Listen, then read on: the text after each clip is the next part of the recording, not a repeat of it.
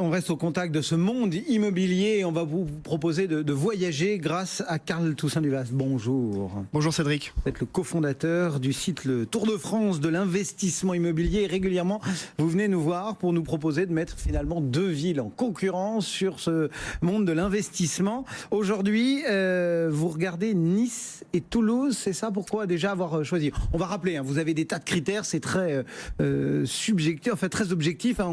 On les place tout le temps sous la même grille de Microsoft, les villes, et puis on a plein de choses et on va en discuter. Mais déjà, pourquoi ce choix Nice-Toulouse? Parce qu'il fait beau. Exactement, c'est bientôt l'été, alors on part dans le sud. Mais il fait beau ici aussi à Paris. Non, c'est qu'en fait Nice et Toulouse sont deux villes qui se suivent dans le classement des plus grandes villes de France. Toulouse est la 4e plus grande ville de France en nombre d'habitants et Nice est la 5e. Donc finalement, elles caracolent en tête, mais elles ont toutes les deux un positionnement de développement très très différent. Alors Nice, c'est la Dolce Vita, c'est le sud, c'est la Méditerranée, c'est le paradis des seniors. Donc on va plutôt apporter de l'importance au tourisme. Nice est une ville qui est vraiment en tête de pont des villes touristiques. Deuxième plus grande ville de France, principale ville de France pour le tourisme.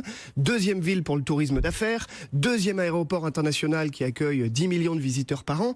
Donc Nice, c'est vraiment à fond sur le tourisme. Alors que Toulouse, elle va être plutôt axée sur la recherche, l'innovation et évidemment l'aéronautique. Donc c'était intéressant de comparer ces deux villes. Au final, dans le classement, c'est Toulouse qui remporte le match à 14,9, donc elle est deuxième. C'est une note sur 20. C'est une note sur 20, alors que Nice n'a entre guillemets que 12,2. Mais ce qui est intéressant, c'est qu'en fait, si les auditeurs, les téléspectateurs sont convaincus par l'intérêt d'investir dans le secteur touristique, Nice est clairement la ville où il fait bon d'investir dans le secteur touristique. Il n'y a pas eu quand même un léger impact, je pense à ça, parce que c'était il y a presque un an, les attentats de Nice. Est-ce que ça n'a pas justement dégradé un tout petit peu Dans les mois qu'on suivi, le tourisme a perdu 40%. J'ai regardé les chiffres avant de venir à l'émission. Ils n'ont pas encore rattrapé leur retard, mais le début de l'année est très positif. Donc ils ne sont pas encore en récupération, revenus au point d'avant, mais voilà, ça a mis du temps à redémarrer, mais ça va beaucoup mieux qu'avant. Bon, donc première vue. Alors, pour rentrer dans le détail, Toulouse qui est devant. Mais bon, si on regarde un petit peu, qui a le plus de potentiel? Si l'idée c'est de faire des plus-values, parce que c'est un peu ça, ce qu'on recherche aussi dans un investissement immobilier, c'est déjà de gagner de l'argent à terme. Donc, quelle est celle qui présente le plus de potentiel pour une éventuelle plus-value? Alors, je vais découper en 4 projets par ville et on va voir dans chacun des projets en fait l'intérêt et les lieux éventuellement dans lesquels on peut investir. À Nice, il y a 4 projets majeurs sur lesquels la région travaille. Le premier, c'est le projet du Grand Arena. Le Grand Arena, c'est en face de l'aéroport. Vous traversez la promenade, le boulevard, et là, vous avez une zone d'activité tertiaire où il y a déjà 10 hectares en activité, et la ville a prévu de faire un développement, un agrandissement de 50 hectares pour y construire un énorme centre d'exposition, un palais des congrès énorme à vocation internationale. 680 000 m² vont être construits.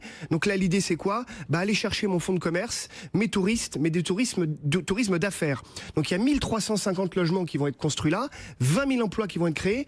Première zone clairement d'intérêt pour les investisseurs à Nice, le Grand Arena, parce qu'on est au cœur du modèle économique de la ville niçoise, le tourisme d'affaires. D'accord. Donc là, vous avez quitté les retraités et le tourisme ordinaire pour un point bien précis. Je reviendrai sur nos amis retraités plus tard. Ensuite, le deuxième projet qui donne du sens finalement à toute la cohésion de cette ville, c'est le projet du tramway et de l'extension du tramway. Donc c'est un projet qui a commencé en octobre 2013 et qui court jusqu'en 2019, qui vise à relier l'aéroport au port de Nice, donc en fait c'est tout le long de la côte, en 25 minutes. Donc l'objectif du tramway, c'est j'arrive à l'aéroport, en 25 minutes je peux être au port ou inversement.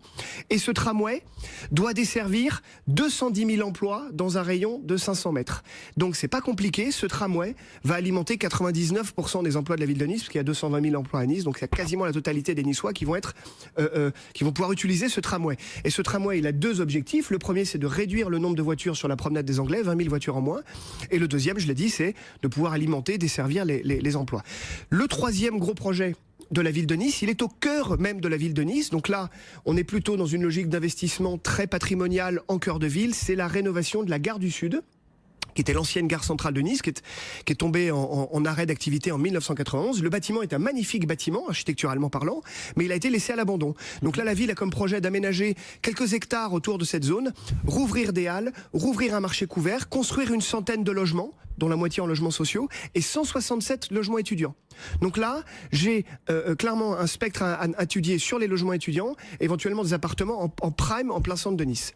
Et le dernier projet de Nice, c'est le quartier des Moulins, qui se trouve entre la ville de Nice, l'aéroport et le Grand Arena dont je parlais tout à l'heure, où là, il va y avoir 120 000 m² d'espaces résidentiels qui vont être construits. Ça va représenter plusieurs milliers de logements. Là aussi, si je dois investir, plutôt dans cette zone-là, secteur touristique pour viser les touristes d'affaires. Bon, ça c'est déjà assez mobilisateur. Et pourtant, Nice arrive derrière Toulouse. Quels sont les projets qui ont damé le pion du côté de Toulouse? Alors, en fait, la première contrainte de Nice, elle est topographique. Alors, c'est les prix déjà. Les prix au mètre carré, c'est 3 500 en moyenne pour les appartements, 4 500 pour les maisons. Ça monte jusqu'à 7 000 € du mètre carré. Donc, à Nice, le foncier est cher. Pourquoi? Parce qu'il n'y a plus de place. Et comme on a les montagnes, c'est très compliqué d'exploiter la zone périphérique de Nice. Toulouse n'a pas ce problème-là. Toulouse est sur un espace beaucoup plus étendu et les prix ont plus augmenté à Nice qu'ils n'ont augmenté à Toulouse pour la ville. En revanche, les villes périphériques à Toulouse ont bénéficié de l'engouement global de la ville. Donc on a de beaux développements dont je vais parler maintenant pour la ville de Toulouse qui portent également les prix qui sont beaucoup plus intéressants encore à Toulouse puisqu'on est en moyenne entre 2006 € du mètre carré. Alors quels sont les projets que vous retenez pour dynamiser Toulouse là? 4 projets à Toulouse. Le premier, c'est le projet Aerospace qui se trouve au sud-est de la ville de Toulouse. Donc là, il s'agit de construire un nouveau campus à vocation européen et innovant. Donc il y a 50 000 m² qui vont être construits uniquement dédiés à la recherche. Et puis surtout, 80 000 m², donc sur 56 hectares, dédiés à l'habitat. Et autant se le dire, ça va être visé des jeunes, donc des étudiants, des ingénieurs, des chercheurs qui vont venir finir leurs études ici et ensuite pouvoir être embauchés tout de suite dans les pôles innovants. 190 000 m² qui va être construit dans le tertiaire juste à côté. Une zone très stratégique, le sud-est de Toulouse. De l'autre côté, au sud-ouest, c'est l'Oncopole. L'Oncopole, c'est un projet unique en Europe. C'est un ensemble médical autour de la recherche et la lutte contre le cancer. C'est 1200 professionnels de santé qui vont être installés là. Va être en mesure de pouvoir accueillir 4000 personnes. Livré en octobre, un budget de 300 millions d'euros, mais ça va être également un bassin d'emploi plutôt qualitatif. Donc pour nos téléspectateurs et auditeurs, visez cette zone sud, cette bretelle sud de Toulouse, parce que là on va avoir une concentration de CSP+, à profession longue, donc de bons locataires potentiels si on va y réaliser des investissements. Ensuite, je reviens dans le centre de Toulouse, et là il y a un projet qui est intéressant, qui s'appelle le projet Grand Parc Garonne, qui vise en fait à réaménager et à se réaccaparer les 32 km linéaires de la Garonne. Donc ça concerne 7 villes limitrophes de Toulouse, donc Toulouse, Blagnac, Fenouillet, Saint-Jory, toutes les villes qui sont traversées par la Garonne. Et là on va y construire des guinguettes, des voies cyclables, des espaces sportifs, nautiques, apporter un peu de vie, cette qualité de vie auquel les Toulousains sont très attachés. Bon, on va réhabiller, on va redynamiser cette zone de la Garonne. Et le quatrième gros projet, c'est le projet que toutes ces grandes villes de province en développement ont, et elles ont raison, c'est l'énorme projet de rénovation de la gare Matabio, donc qui s'appelle le projet Euro-Sud-Ouest, parce que l'objectif, c'est de pouvoir accueillir la LGV en 2024. Donc il y a un plan de rénovation sur 153 hectares qui a été voté entre 2017 et 2024 pour développer, alors évidemment rénover la gare, mais développer 300 000 m² de bureaux, des milliers de logements qui vont être construits autour de ça. Bon, donc là, on a bien compris que c'était ultra dynamique et d'un côté et de l'autre, malgré tout, pour ce marché immobilier. Vous nous avez donc dressé le cadre, donné les lignes forces de la dynamique. Il y a aussi la question fiscale qui se pose souvent dans nos matchs.